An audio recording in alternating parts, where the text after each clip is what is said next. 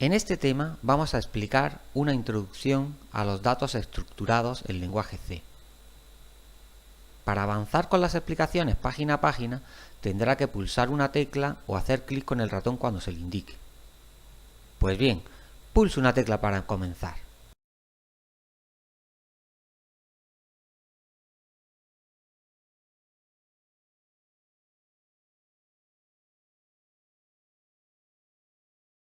Una estructura es un grupo de información relacionada que se usa para almacenar datos acerca de un tema o de una actividad concreta.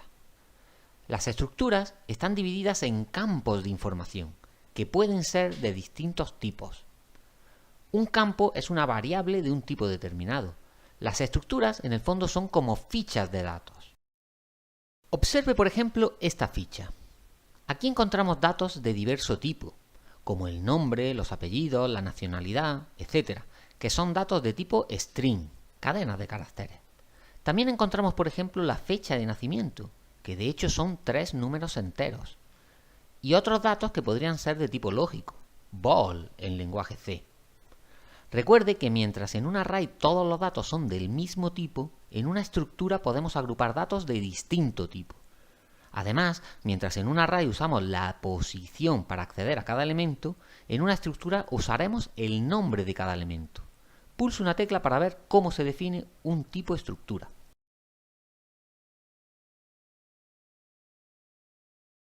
Para definir un tipo estructura, tenemos que poner primero typedef struct y luego, entre llaves, la lista de todos los campos. Cada campo tiene su nombre, el cual va precedido por su tipo de dato. Tras la llave de cierre va el nombre del tipo de datos que estamos definiendo. Se aconseja que este nombre empiece por T mayúscula, para dejar claro que estamos definiendo un tipo de dato. Para declarar variables de este tipo se hace de la forma habitual, o sea, se pone el nombre del tipo seguido de la lista de variables que queremos declarar de ese tipo. Para acceder a cada campo de una variable de tipo estructura, se usa el llamado operador punto. Así, tenemos que poner el nombre de la variable seguida de un punto y luego el nombre del campo. Tenga en cuenta que esta expresión completa es una variable del tipo indicado para este campo en la definición anterior. Pulse una tecla para ver un ejemplo. Examine esta definición. En ella se define el tipo de datos TLibro, el cual es una estructura para almacenar 3 campos con información de un libro. El título y el autor, que son campos de tipo string, y un número entero. Tras esta definición del tipo TLibro, en cualquier función del programa podemos declarar variables de este tipo. Por ejemplo, aquí declaramos la variable libro1 a la cual no le asignamos valores inicialmente. También declaramos la variable preferido a la que le asignamos el libro El proceso de Franz Kafka con el número 4. Observe que para inicializar una variable de tipo estructura hay que usar llaves y poner dentro de ellas los valores que queremos asignar, en el mismo orden con el que se definieron en el tipo de libro. O sea, en este caso primero el título del libro, luego el autor y luego el número. Hecho esto, dentro de la función en la que declaramos esas variables, podemos utilizar el título, el autor y el número tanto de la variable libro1 como de la variable preferido.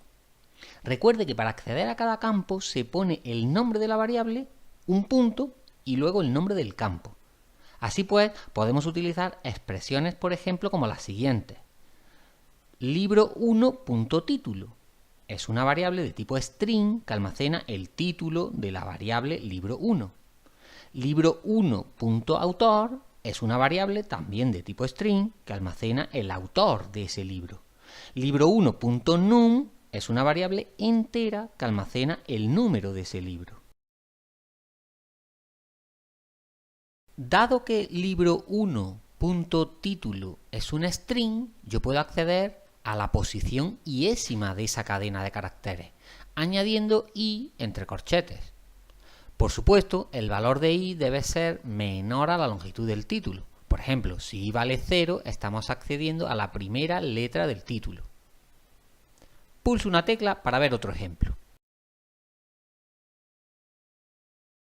Aquí estamos primero definiendo el tipo de datos tcomponente, el cual tiene tres campos: coste, código y nombre. Para nosotros, una variable de tipo tcomponente estará formada por tres datos: el coste, que es un número real, el código, que es un número entero, y el nombre, que es una cadena de caracteres. Pues bien, con esa definición, en cualquier función podemos declarar una variable c de ese tipo.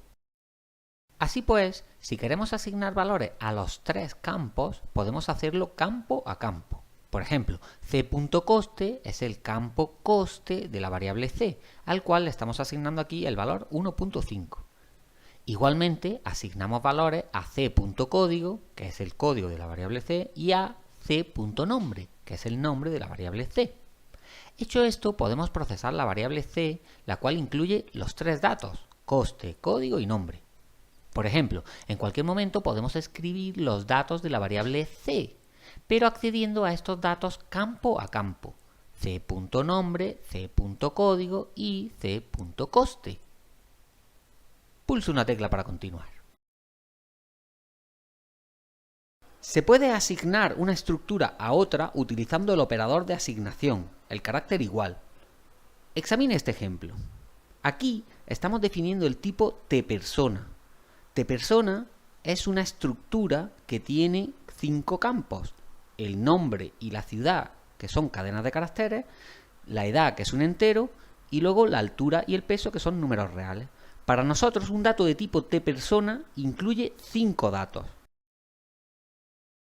Hecha esa definición, podemos en alguna función, por ejemplo, declarar dos variables de tipo tPersona, p1 y p2. A la variable p2 podemos asignarle los datos constantes de una persona. Para ello, se ponen entre llaves los distintos datos que forman una estructura de tipo tPersona y conservando el orden en el que se definieron estos campos.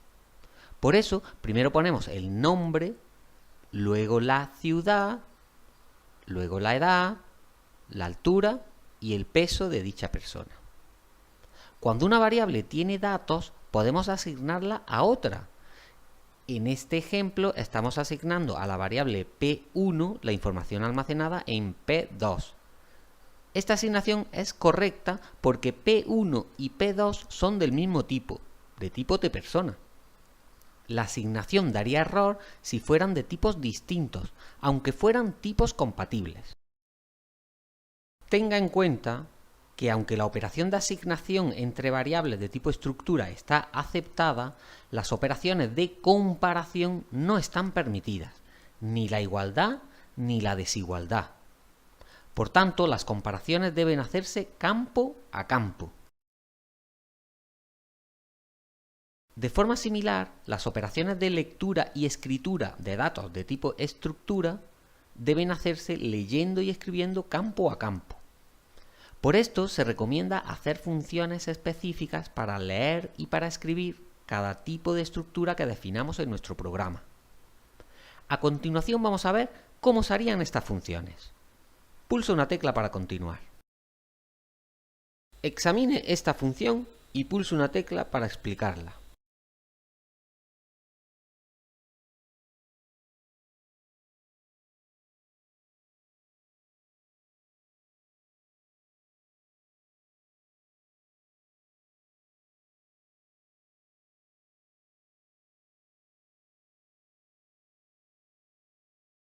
Esta función tiene un argumento de entrada x de tipo tPersona. Dentro de la función accedemos a todos los campos de x para ir escribiendo su valor. La función escribirPersona podemos usarla en cualquier otra función para escribir los datos almacenados en una variable de tipo tPersona. Y la forma de hacer esta llamada es como se muestra en este ejemplo. Obviamente, para que esta llamada tenga sentido hay que asignar valores a la variable p1 previamente. Pruébelo de forma práctica en un programa para ver en vivo su funcionamiento. Esta función utiliza un paso de argumentos por valor para pasar la estructura de tipo tPersona a la función. Este paso de argumentos funciona igual que en variables de cualquier otro tipo. O sea, a la función se le pasa una copia de la estructura. La función, por tanto, solo puede modificar la copia y no la variable estructura original. Si la función modifica su argumento, en este caso el argumento formal x, los cambios no se reflejan en la estructura original, o sea, en la variable p1 de la función principal. Pulso una tecla para continuar. La función de la página anterior sirve para escribir los datos de una variable de tipo tPersona. Ahora vamos a ver una función que sirva para leer todos los datos de una variable de este tipo. Esta función lee los datos y los devuelve. Examine esta función y pulse una tecla para una breve explicación.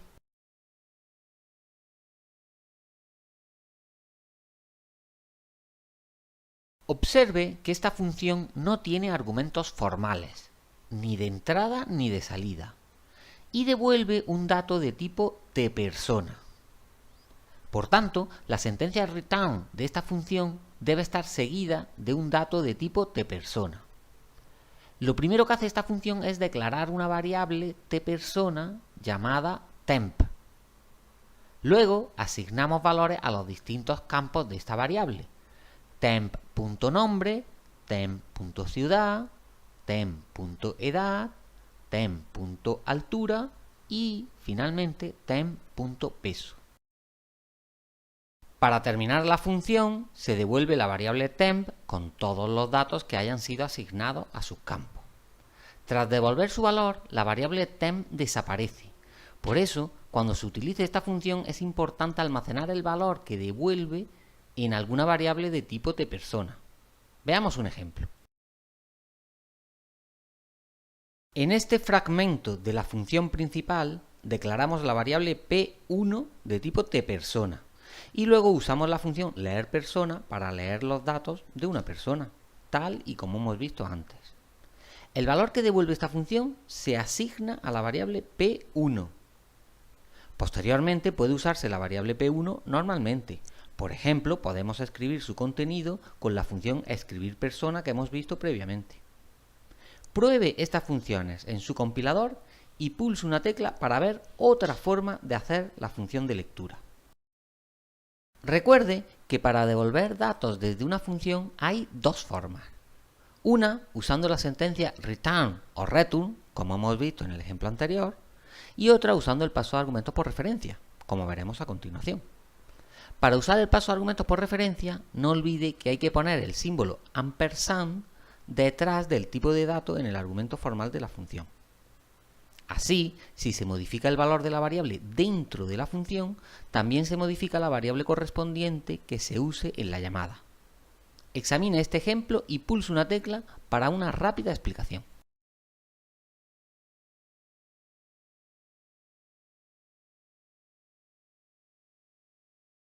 Esta función es otra forma de devolver datos de tipo estructura. Observe que la función leerPersona2 es de tipo void y tiene un argumento de tipo tPersona llamado p que pasa por referencia. Dentro de la función se asignan datos a los distintos campos de la variable p, p.nombre, p.ciudad, etc. Al modificar el valor de la variable p, gracias al paso de argumentos por referencia, también se modificará la variable que se use en la llamada a esta función. Veamos este ejemplo. Esta función declara la variable p1 de tipo tPersona. Para asignarle valores, llamamos a la función leerPersona2 usando p1 como argumento. Dentro de esa función se modificará, como hemos visto, la variable p, pero resulta que el paso de argumentos por referencia hace que la variable p de la función leerPersona2 sea la misma variable que p1 en esta función. Por tanto, lo que se le asigna a la variable p quedará asignado a la variable p1. Posteriormente, por ejemplo, podemos escribir los datos de p1 para corroborar si la lectura se hizo correctamente. Pulse una tecla para continuar. Esta tabla resume bien las diferencias y similitudes entre los tipos de datos arrays y estructuras. Tanto arrays como estructuras son conjuntos de datos y se usan para agrupar varios datos en una misma variable. En los arrays, todos los elementos tienen que ser forzosamente del mismo tipo, mientras que las estructuras pueden agrupar datos de distintos tipos. Ambas estructuras de datos se declaran con typedef, para poner un nombre al nuevo tipo de dato. Ese nombre suele empezar por T mayúscula para indicar que se trata de un tipo de datos. En los arrays es obligatorio poner el tipo de cada elemento, además del número de elementos que contendrá el array, el número de elementos máximo del array. Por su parte, las estructuras deben incluir el tipo de cada campo y su nombre.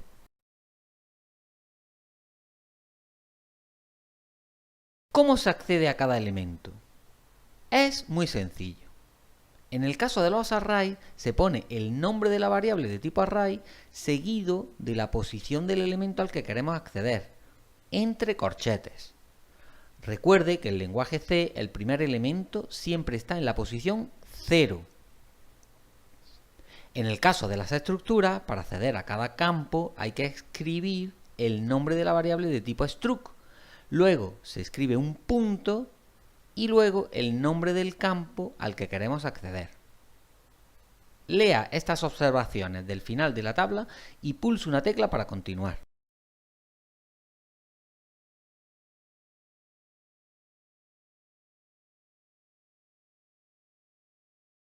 Como ya se ha dicho, es muy frecuente usar arrays para almacenar listas de datos. Estas listas deben tener un número máximo de elementos, ya que el número máximo de elementos hay que especificarlo en la definición del array. Queda fuera del objetivo de este tema estudiar cómo utilizar listas sin conocer ni establecer este número máximo de elementos a tratar. Por tanto, los arrays que llamamos incompletos necesitan siempre dos cosas muy importantes. Por una parte, la lista de elementos, el tipo array, y por otra, el tamaño de esa lista, o sea, el número de elementos que estamos almacenando en esa lista. Es práctico unir esos dos elementos en una estructura que defina la lista de datos de forma completa. Por ejemplo, vamos a suponer que queremos almacenar una lista de máximo 20 elementos de tipo entero. Esta sería una posible definición. Primero estamos definiendo el tipo TElementos, que es un array de máximo 20 números enteros. A continuación definimos el tipo TLista, que es una estructura que tiene los dos elementos básicos en un array incompleto. Primero el tamaño, el campo tama, y a continuación el array de tipo TElementos, que lo almacenamos en el campo E. Si quisiéramos representar gráficamente una variable de tipo TLista, esta estaría formada por una estructura de dos campos. Tama, que es el tamaño de la lista, el número de elementos de la lista, y el campo E, que contiene los elementos de esa lista. Observe que el campo E es a su vez un array de 20 elementos, desde el elemento 0 hasta el elemento 19. Vamos a ver un pequeño ejemplo de cómo utilizar este tipo TLista. Pulse una tecla para continuar. Usando el tipo TLista definido anteriormente, vamos a hacer un pequeño programa que lea una lista de ese tipo y escriba cuántos números son mayores que el valor 9, por ejemplo. Primero, definimos el tipo TLista como hemos visto antes.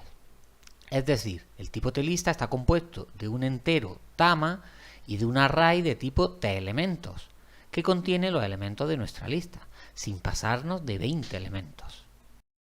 A continuación definimos una constante valor mínimo con el valor mínimo.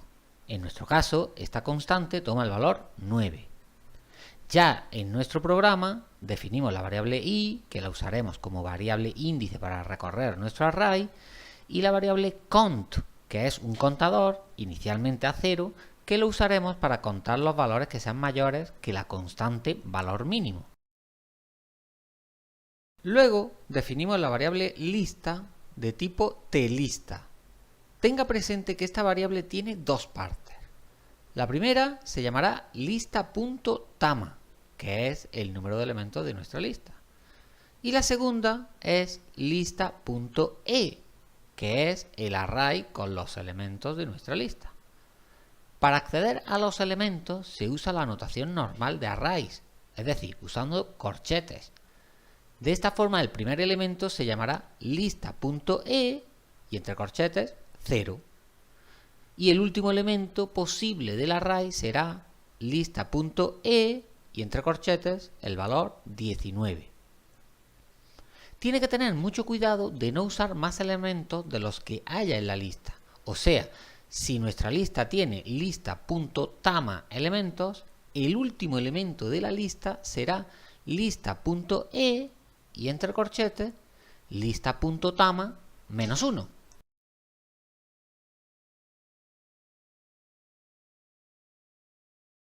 Tras esas definiciones, lo primero que podemos hacer es averiguar cuántos elementos tendrá nuestra lista.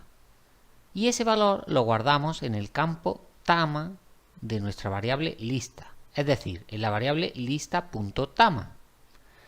Antes de dar por válido cualquier valor, nos aseguramos que el valor está entre 0 y 20. Fíjese que no admitimos valores fuera de ese intervalo. Cuando termine este bucle do while, el valor de lista.tama debe ser un valor entre 0 y 20. ¿Se atreve usted a hacer el resto del programa?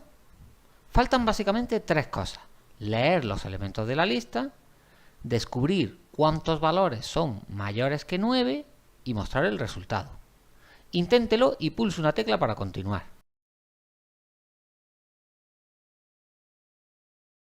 Vamos a continuar este programa en la parte derecha. Este primer bucle for sirve para recorrer el array lista.e para asignarle valores. Observe que la variable de control del bucle, la variable i, va desde 0 hasta lista.tama. Es decir, va desde 0 hasta el tamaño de la lista, sin incluir esta última posición. Para cada uno de esos valores de i, se accede al elemento lista.e de i y se le asigna un valor. Al terminar el bucle, habremos asignado tantos valores como indique lista.tama. Una vez que tenemos nuestra lista con sus valores, este segundo bucle for la recorre de nuevo. Para cada valor de la lista, se compara si es mayor que la constante valor mínimo. En caso afirmativo, se incrementa nuestro contador. Al finalizar el bucle, mostramos el resultado obtenido. Como puede ver, el tipo tLista incluye la lista y su tamaño. Si se utilizan arrays incompletos sin definir tipos de estructura como este, cada vez que usemos la lista debemos tener en cuenta que su tamaño es importante. Por ejemplo, si hacemos una función que necesite la lista, tenemos que pasarle a la función el array y su tamaño.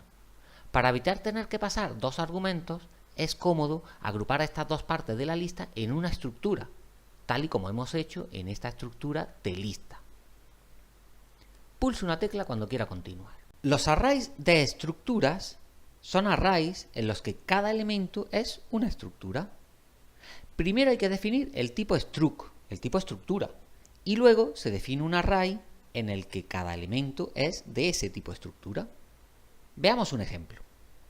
Supongamos que necesitamos almacenar 10 números complejos. Cada número complejo tiene dos partes, la parte real y la parte imaginaria.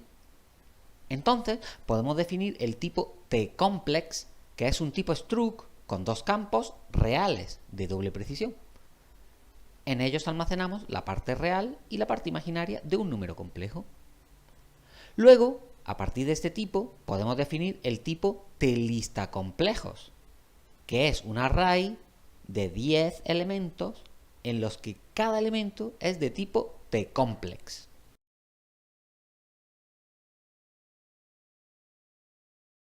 Para declarar una variable x de este tipo usamos esta instrucción. De forma que ahora x es un array unidimensional que almacena 10 elementos y cada elemento es de tipo tComplex. O sea, cada elemento es un número complejo con sus dos partes, la parte real y la parte imaginaria. Podemos representar esta variable x así. Observe que x tiene 10 elementos, desde el elemento x de 0 hasta el elemento x de 9. Y cada uno de estos elementos es de tipo t-complex. Es decir, x de 0 tiene su parte real y su parte imaginaria. Y lo mismo ocurre con todos los demás elementos de este array. Por supuesto, cada campo de cada número complejo es un número real y podemos acceder a ellos de forma muy sencilla. Por ejemplo, supongamos que queremos asignar 2.5 a la parte real del primer número complejo. El primer número complejo es x de 0, por lo que su parte real será x de 0 punto real, y a esa expresión le asignamos 2.5. Es decir, x de 0 punto real es la parte real del complejo x de 0, y ese valor 2.5 se almacenaría en el campo real del primer número complejo. De forma similar, si queremos asignar 3.2 a la parte imaginaria del número complejo que está en la posición 5, tendremos que usar la instrucción x de 5.imag igual a 3.2. Esa expresión asigna 3.2 a la parte imaginaria del número complejo que hay en la posición 5. Pulse una tecla para ver una función que utiliza un array de este tipo. ¡Ánimo! Teniendo la definición vista antes para un array que almacena un máximo de 10 números complejos, escribamos una función que devuelva la media del valor absoluto de un array incompleto de números complejos. El módulo o valor absoluto de un número complejo, recordemos que es la distancia desde el origen de coordenadas al punto que forman su parte real y su parte imaginaria. Y se calcula usando el teorema de Pitágoras. Es decir, el valor absoluto de un número complejo es la raíz cuadrada de la suma del cuadrado de su parte real más el cuadrado de su parte imaginaria. La función que resuelve el problema podría ser esta. Pulse una tecla para una rápida explicación de esta función.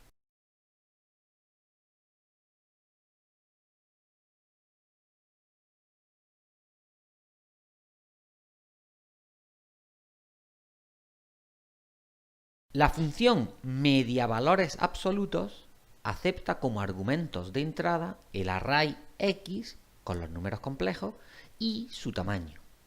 Recordemos que como se trata de un array incompleto, el array puede tener 10 o menos elementos. Como se ha explicado anteriormente, estos dos valores, el array y su tamaño, podrían haberse definido en una única estructura, de forma que esta función solo tendría un argumento en vez de dos.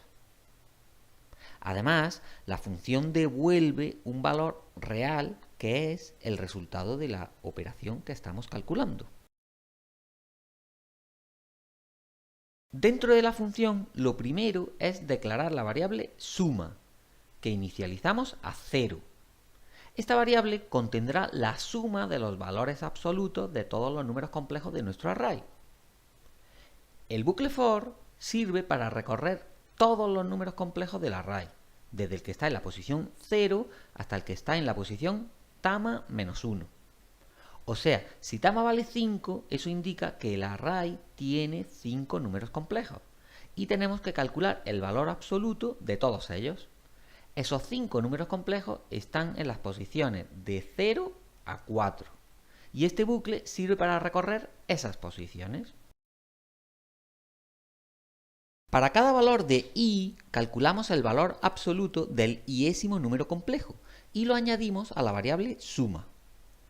El iésimo número complejo es x de i. Examinemos con un poco más de detalle la expresión que calcula el valor absoluto. Primero tenemos que calcular el cuadrado de la parte real y el cuadrado de la parte imaginaria. Estos dos valores se suman y se calcula la raíz cuadrada de esa suma. Y ese valor se acumula en la variable suma. Finalmente, cuando el bucle termina, se devuelve la media, la cual se calcula dividiendo la suma entre el número de elementos del array. Recuerde que las funciones sqrt para calcular la raíz cuadrada y la función pou para calcular la potencia son funciones estándares de la biblioteca matemática. Pulse una tecla para continuar. Examine la definición de estos tipos de datos y el fragmento de programa siguiente. Descubra qué es lo que hace y pulse una tecla para pasar a escuchar una breve explicación.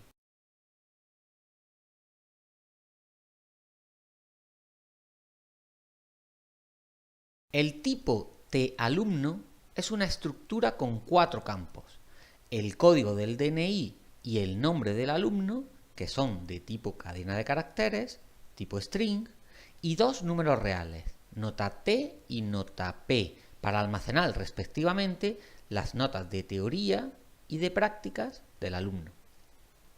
Luego, el tipo TListaAlumnos es un array cuyos elementos son de tipo TAlumno, y hay tantos elementos como indica la constante numAlumnos, o sea, hay 50 alumnos. En el programa tenemos que definir una variable para almacenar la lista de nuestros alumnos, la variable A mayúscula. A continuación, un bucle for recorre todos los elementos del array, aplicando sobre ellos la función leer un alumno. Esta función no está definida aquí, pero obviamente usted debe programarla para poder probar este código. Queda claro que el objetivo de esa función es leer los 4 datos de cada alumno. Y el argumento, por supuesto, pasa por referencia, no lo olvide. En la primera vuelta leemos el alumno A de 0. En la segunda leemos el alumno A de 1. Y así sucesivamente hasta el alumno A de 49. Nótese que estamos suponiendo que el número de alumnos es fijo e igual a 50. Estaría bien que el programa que usted haga permitiera un número variable de alumnos, usando arrays incompletos como ya sabe hacerlo. El segundo bucle for es, como habrá ya adivinado, para mostrar las notas finales de cada alumno, teniendo en cuenta que se considerará suspenso si no se llega a 5 puntos, ponderando la nota de teoría como el 60% de la nota final y la nota de prácticas como el 40% de la nota final. Si la nota final vale 5 o más puntos, entonces la nota será aprobado. Observe que dentro del bucle primero escribimos el código del DNI y luego el nombre del alumno. A continuación, la sentencia if calcula el 60% de la nota de teoría y la suma al 40% de la nota de prácticas.